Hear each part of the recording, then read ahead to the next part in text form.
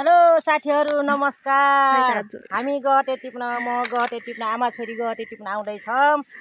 वनबाख्राले पनि खाछ, दुम्सीले पनि खाछ। हामीले खाना भनेर छरेको थियौँ, खेती गरेको थियौँ गहटे। यस्तै छ साथीहरू, के गर्ने यसो नखाइदिएको भए दाल खान पुग्थ्यो भन्नुपर्ने।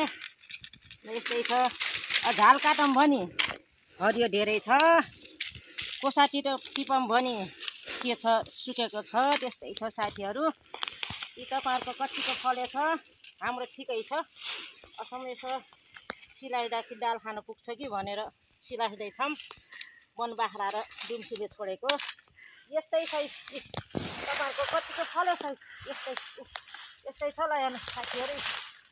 यस्तो कतै गोडे थिएँ मजाले, ठिकै छ। यस्तो फलेछ।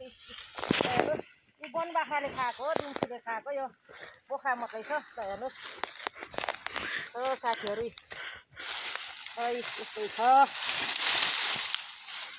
तपाईँहरूलाई पनि मनपर्छ होला पर्न त गहटेको कोसा।